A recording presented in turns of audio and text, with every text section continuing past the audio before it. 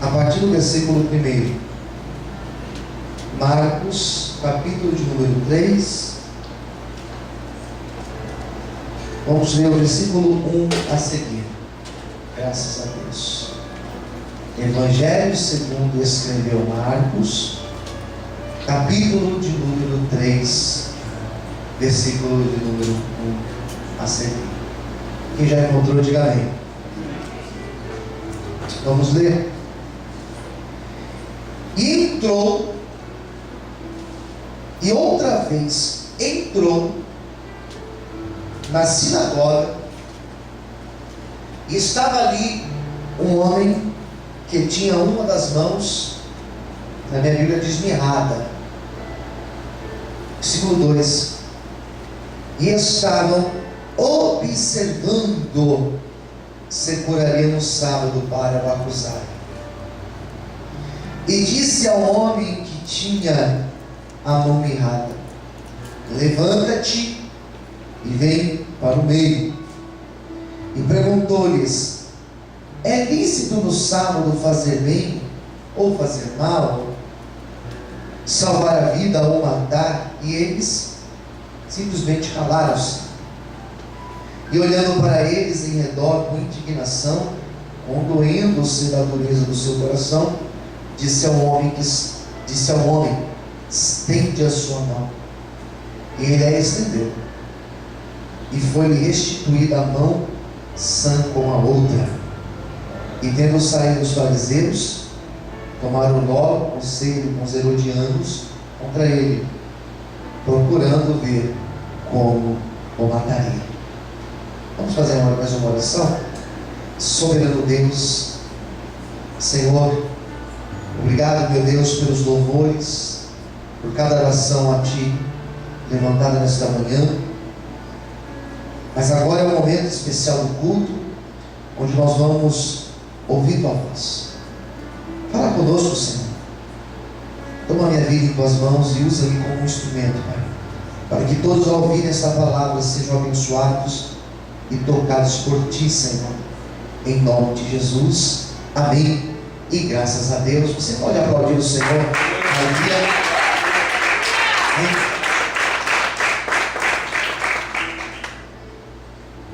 Jesus, ele nos ensinou muito,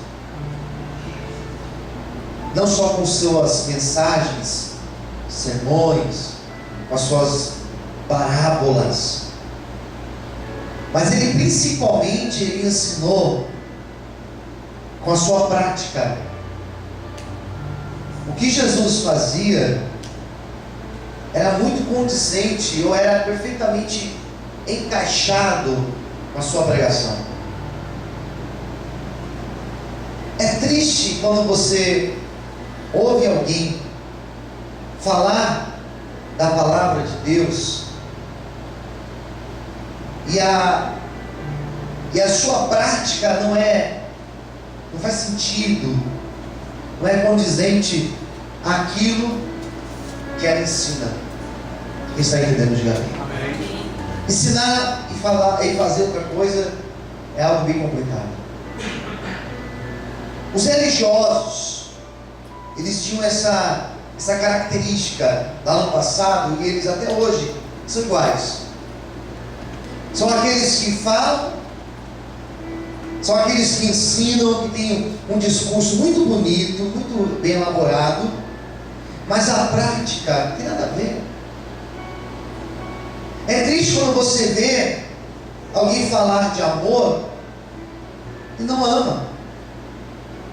É triste quando você vê alguém falar que nós devemos ser pessoas corretas e ele não pratica isso. É muito triste, é muito complicado. E esse tipo de hipocrisia nós encontramos muito dentro da igreja. Às vezes a igreja ensina e ela não pratica. Às vezes a pessoa frequenta a igreja, ela aprende os ensinamentos, aquilo que o pastor fala, aquilo que é ensinado aqui de cima, e a pessoa ouve aquilo e até acha bonito. Mas ela sai da porta da igreja, ela não pratica. Ela não vive. Eu ontem tive a experiência de de celebrar mais um casamento, perdi já as contas de quantos, e o casamento é algo interessante, porque às vezes a pessoa acha que quem faz o casamento é o pastor. O pastor não faz o casamento, quem faz o casamento é o casal, sobretudo naquele momento que eles saem ali da presença do pastor para ter a vida deles. Se eles vão praticar tudo que eles aprenderam, que eles foram ensinados ou não. A experiência do mundo religioso é uma experiência muito complicada, porque às vezes você ouve um discurso e não se tem a prática daquele discurso tão bonito. E eu tenho uma preocupação muito grande com isso, como pastor, de pregar e não viver na minha vida íntima, na minha vida particular, o que eu prego. Que viver na frente das pessoas é muito fácil, mas eu preciso praticar aquilo que eu vivo, aquilo que eu prego, lá na minha casa, lá no meu dia a dia. Então eu tenho essa preocupação. E também tenho a preocupação de essa igreja não se tornar mais uma igreja que prega bonito, que ensina bonito, mas não pratica o que nós ensinamos, o que é ensinado. Então Jesus, ele tinha essa dualidade, pregava e ensinava também com as suas atitudes. Quem entendeu, diga amém. Mas isso lhe trazia problemas. Observa que o capítulo 3 de Marcos começa dizendo, versículo 1, começa dizendo que Jesus, ele era judeu. Jesus, ele era judeu na essência. Foi apresentado com 8 dias no templo. Até os seus 8 anos tinha um conhecimento muito bom acerca da palavra chamada Torá, o Pentateuco. Ele era um judeu. E ele aqui no capítulo 3, versículo 1 vai dizer que outra vez ele foi para a sinagoga. Então ele frequentava aquele ambiente de religiosos, de judeus, de fariseus. Ele frequentava aquele lugar. E mais uma vez ele estava dentro da sinagoga. Porém Jesus, ele não era muito bem visto dentro da sinagoga. Ele frequentava a sinagoga, ele era alguém que falava na sinagoga, ele pregava, digamos assim, dentro da sinagoga, falava da palavra, mas ele não era muito bem visto. Ao contrário, ele foi hostilizado muitas vezes dentro desse ambiente religioso. Um ambiente onde deveria ser de acolhida, um ambiente onde deveria ser de inclusão, era um ambiente de exclusão. Era um lugar que hostilizava. A igreja, ela não pode ter essa característica. E eu percebo que às vezes a igreja, ela se torna um lugar de exclusão, onde alguns membros são mais favorecidos do que os outros, onde o pastor às vezes ele dá mais atenção àquela pessoa com uma condição um pouco melhor, e aquele outro irmãozinho ali, ou aquela irmãzinha que não tem uma condição, ele não atende, ele não conversa, ele não ora. Isso acontece. Quem concorda, diga amém. Isso acontece. Eu posso falar que eu sou pastor. Isso acontece. Isso acontece. Ontem eu estava num casamento, como eu já disse a vocês, celebrando um casamento, um momento feliz. Daqui a pouco o telefone toca, tive que me afastar um pouco. Vou te falar, estou ouvindo. Uma família pedindo oração porque um rapaz tinha se suicidado. Da família, uma família simples. Eu poderia muito bem pegar o telefone e falar: olha, não posso te atender, já morreu, enterra, desligar. A igreja é um lugar de acolhida. Quem entendeu? Aqui é um lugar onde a pessoa tem que se sentir acolhida, se ela é homem ou mulher, se é rico ou se é pobre, se a pessoa tem ou não tem condição, ela tem que entrar por aquela porta e ela tem que se sentir abraçada e acolhida pelos irmãos e pela presença de Deus. Amém? Quantos concordam, aplaudam o Senhor e glorifica a Deus na manhã de hoje. Amém, queridos? Posso ouvir amém? Jesus não era acolhido. Outros mais pobres, pessoas com problemas, com deficiência física, pessoas com condição financeira baixa, eles não eram bem acolhidos dentro da sinagoga. Eles tinham um lugar assim lá no fundo, porque na frente ficavam os principais, os poderosos. Então Jesus, ele tinha problema com isso, porque Jesus tratava todos com igualdade. Ele não dava preferência para aquele e aquele outro, ele deixava de lado. Ele trazia para o mesmo lugar. Ele não fazia acepção. Se tem algo que nós não podemos fazer, queridos, é acepção. O texto mostra que, ao contrário, Jesus estava lá no meio deles.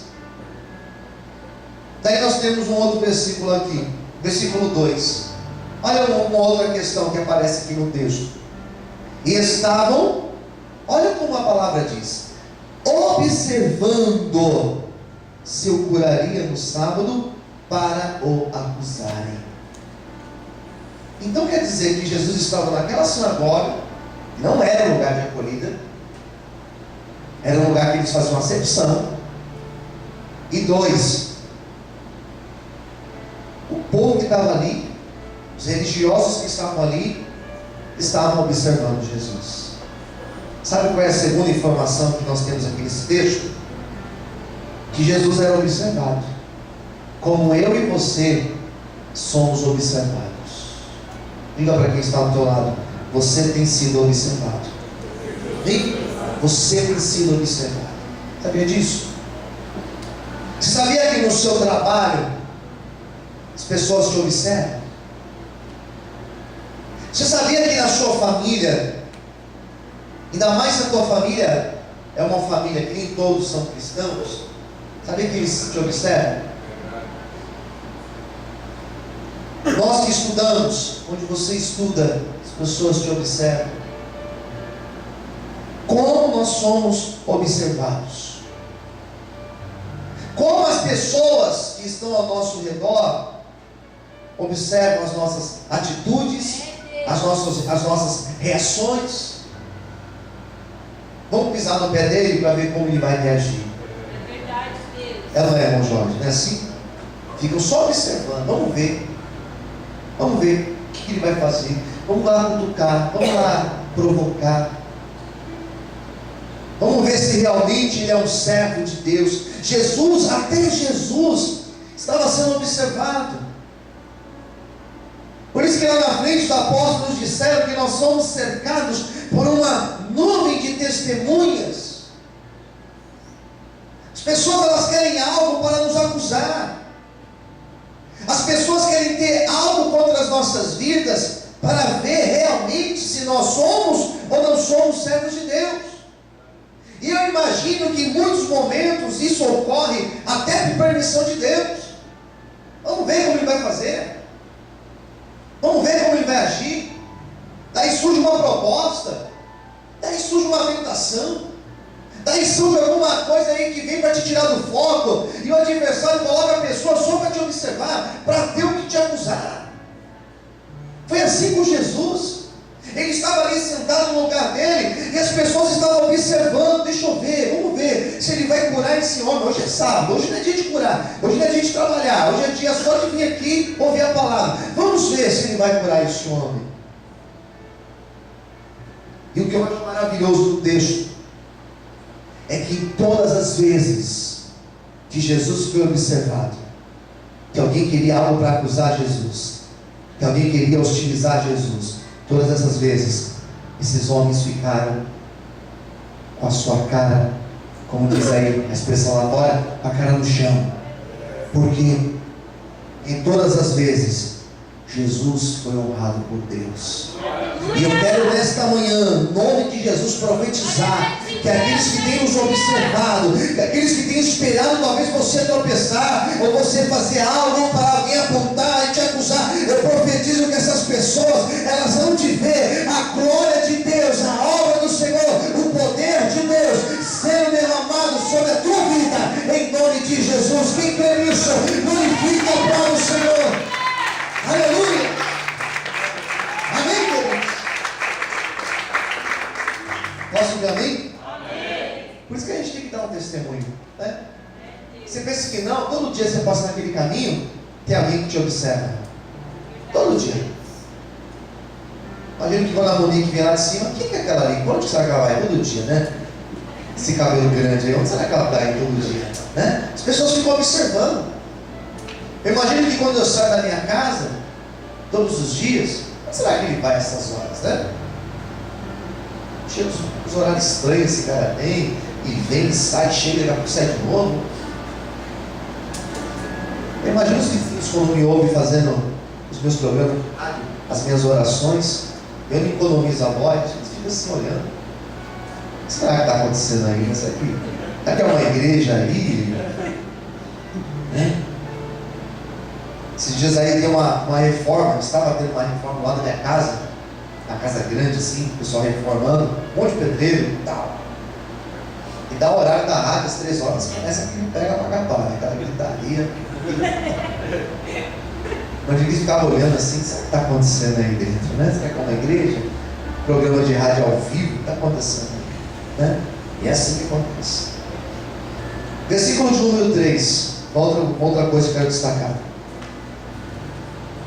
Jesus disse ao homem que tinha a mão mirrada. Jesus olha para ele e fala assim: levanta-te e vem para o que diz na tua Bíblia? Vem para o meio. Eu não imagino que esse homem que tinha a mão mirrada, ele com certeza era alguém que chegava depois que o culto já tinha começado, ia embora antes daquele culto acabar, antes do pastor pode dizer, né? Antes do chefe da sinagoga, antes do rabi encerrar, ele já pegava as coisas dele e ia embora. Ele não queria ter contato com as outras pessoas. Penso eu também que ele era um homem que sentava na última fileira. Onde estão os meus irmãos ali? Na última, ficavam lá no fundão, para que quando acabasse ele já fosse embora sem ninguém olhar para eles.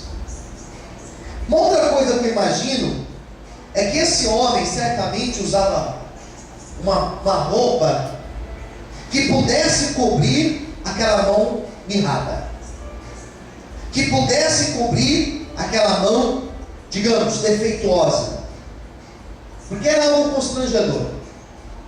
Como alguém que esconde uma marca, uma cicatriz, com certeza esse homem tentava esconder aquela mão, tentava ocultar das outras pessoas que ele tinha uma mão mirrada.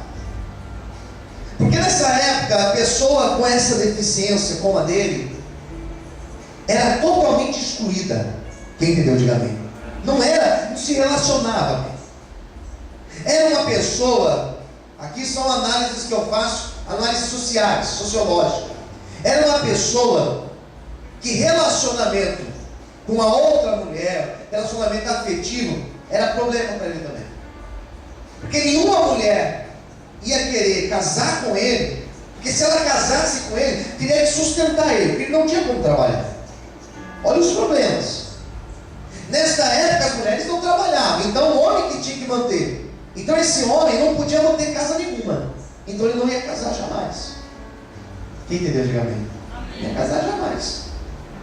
Era alguém que no meio religioso era muito mal visto, porque as pessoas, quando viam alguém com uma doença, com um problema físico, sabe o que eles falavam? Essa pessoa é assim porque ela é amaldiçoada por Deus, nem Deus gosta dela, então Deus foi lá e colocou esse problema nela. Quem entendeu, diga amém. Olha os problemas que esse homem tinha. E você pergunta: pastor, o que ele fazia na sinagoga?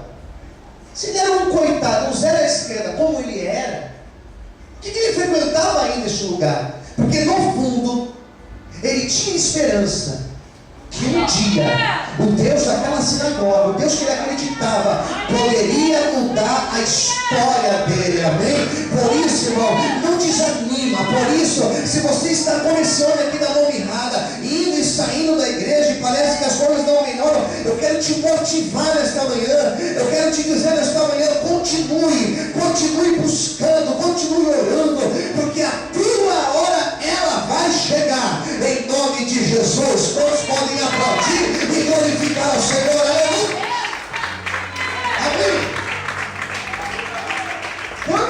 vezes ele foi e voltou do mesmo jeito? Muitas vezes. Não sabemos quanto, mas foram muitas vezes. E naquele dia, Jesus foi. E antes dele pregar, foi passada a palavra para ele pregar. Ele sai do lugar dele, ele vem até a frente. É dado para ele um rolo para ele abrir, para ele falar do profeta, do texto. E antes de ele pregar, ele olha para aquele homem lá no fundo. Você? Eu? Você mesmo. Todo mundo faz o quê? Olha para. Todo mundo olha para o quê? Olha para trás. Eu? Você? Levanta. Imagina o desespero que ele sentiu. Pronto, foi descoberto. Que vergonha. Essa sensação de ser observado, irmãos, terrível. Quem concorda, diga amém. Quem tem dificuldade para falar em público sabe o que é isso. Aparentemente, né, as pessoas olham para mim e falam: nosso pastor, né, tem uma desenvoltura para falar, fala. Eu sou uma pessoa extremamente tímida. Quem me conhece sabe. Quando eu vou para um lugar sem a minha esposa, tenho uma dificuldade para ir lá, ela me ajuda muito nisso. Eu tenho facilidade para falar aqui na igreja. Às vezes na frente de outros ambientes, eu tenho dificuldade. Timidez é terrível. Ele imagina aquele homem levantando e as pernas deviam tremer. Eu imagino que ele começa a transpirar, eu começo a imaginar que ele começa a mudar de cor, fica nervoso. E não só isso, Jesus não somente manda ele levantar, mas Jesus faz o quê? Vem aqui no meio. Quem entendeu, diga amém. Se ele já estava constrangido com aquele negócio de ficar em pé, vem no meio. Aí a crítica, aí o olhar de julgamento seria muito maior. Esse momento que ele sai de lá e vem no meio, foi um momento que ele passou com certeza a maior vergonha da vida dele. Quem concorda comigo, diga amém. A maior vergonha da vida dele. Porque você, quando está sendo exposto no meio a um olhar de julgamento, isso é muito vergonhoso. Tem mais. Jesus, quando chama ele para o meio, Jesus em outro evangelho vai dizer que ele manda o homem estender a sua mão. Aqui foi então a maior vergonha ainda, porque ele não somente estava no meio da atenção das pessoas, mas ele tem que expor a sua dor, a sua doença. Uma coisa é você chegar no médico e o médico falar para você: onde que está o problema aí? Não importa onde seja, você mostra. É ou não é verdade? Quem não pode dizer amém? Homem, mulher, criança, não tem vergonha, não tem jeito. Aquilo ali é o médico, está acostumado. Agora imagine só como esse homem fez. Estenda sua mão aí. Quando ele mostrou a mão, queridos, aquela mão dele era mirrada. Foi a maior vergonha da vida dele. Só que foi a última vergonha que ele passou. E eu quero nesta manhã profetizar na tua vida que o tempo da vergonha vai cessar. Eu quero profetizar nesta manhã que esta vergonha que você talvez carrega consigo há dias, talvez há meses, talvez há anos, esta vergonha que você tem carregado, esta vergonha vai cessar. E o tempo da honra, e o tempo da exaltação, ele vai chegar na tua vida em nome de Jesus. Só quem crê, glorifique e aplauda o nome de Deus, aleluia de hoje. Se é para Deus, tem que ser mais forte as palmas, aleluia. Mais aplausos ao Senhor Jesus, aleluia. Quem crê nisso, diga amém. Foi a última vergonha, foi a última vez que ele foi exposto. Porque no momento que ele estende a mão, uma coisa era interessante: uma mão era mirrada, a outra era boa, mas uma era mirrada. E aquela boa, por ser boa, não significa que ele era feliz. Ele era meio feliz, pastor? Não, ele não era meio feliz, ele era infeliz. Quem entendeu? Diga amém. Você pode ter o seu corpo perfeito, perfeito. Mas se uma mão tua, uma das mãos, a gente fala uma mão, né? Deve ser que tem várias mãos no corpo, né? Mas se a tua mão, uma delas, for mirrada, isso vai te trazer um desconforto. E todo o teu corpo que é perfeito, não adianta. Quem entendeu, diga amém. É mais ou menos o seguinte: todas as áreas da tua vida elas podem ser boas, ajustadas, pleno. Mas se existir uma área da tua vida que te dá vergonha, você não é uma pessoa feliz, plenamente. Você pode ter vida financeira, você pode ter a vida profissional, você pode ter, sei lá, tua saúde, mas se a tua vida sentimental não for bem resolvida, isso vai te trazer uma infelicidade de tamanho. Você pode ter todas as áreas da tua vida, mas se uma delas ocorrer um desajuste, você se torna uma pessoa infeliz, incompleta. Esse homem, ele era incompleto. E aí que entra a maravilhosa obra de Jesus Cristo na vida do homem. Maravilhosa obra de Jesus Cristo na vida do homem. Por quê, pastor? Porque quando Jesus Cristo entra na vida da pessoa, tudo que é incompleto, Ele completa. Tudo que é desajustado, Ele ajusta. Tudo que é fora do lugar, Ele põe no lugar. E eu quero hoje profetizar que o Senhor vai trazer um ajuste para a tua vida. Eu quero hoje profetizar que a tua vida vai estar de acordo, como já foi profetizado, vai estar plena na tua vida. Ela vai ser plena em todos os aspectos, porque aquilo que falta, Jesus completa. Aquilo que está em desajuste, Jesus ajusta. Quem recebe esta palavra de fé, glorifique e aplauda ao Senhor esta manhã, em nome de Jesus. Aleluia. Mais fortes palmas. Posso ouvir amém? Daí o milagre acontece, ele estende a mão fica, aqui no versículo 5, restituída, fica sã como a outra. Maravilha. O versículo 5, eu gostaria de encerrar com ele. Preste muita atenção. E olhando ele para eles em redor, com indignação, condoendo-se da dureza do seu coração. A última observação que eu faço, Jesus cura o homem, né? Aqui no versículo 5. Ele manda estender a mão, a mão ficou restituída, sã como a outra. Mas o que Jesus percebe com esse milagre? Que aqueles que estavam ao redor, dentro da sinagoga, vendo a cena, os observadores, o texto vai dizer que eles estavam com a dureza no coração. Posso ouvir amém? Não sei se na tua Bíblia fala assim também, versículo: dureza do coração. Daí eu chego à seguinte conclusão, seguinte ideia. Naquela sinagoga, naquele momento, quantos foram curados? Apenas um foi curado. Apenas o da mão mirrada. E os outros? Os outros, pela dureza do coração, saíram do mesmo jeito que eles entraram. Posso ouvir amém? Se tem algo que impede de uma pessoa ser plena, viver milagres, ser abençoada, é a dureza do coração. Coração duro, porque o coração duro leva pessoas a um tanto de outras coisas que não agradam a Deus.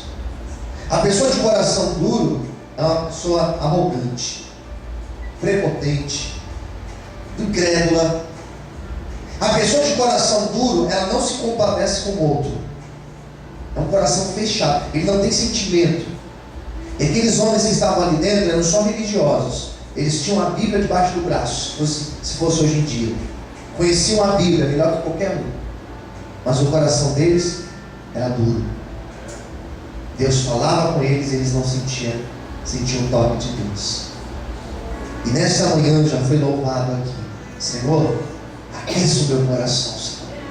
Porque o meu coração, quando ele é sensível para Deus, para a voz de Deus, o Senhor, ele tem acesso à minha vida para transformar o meu ser.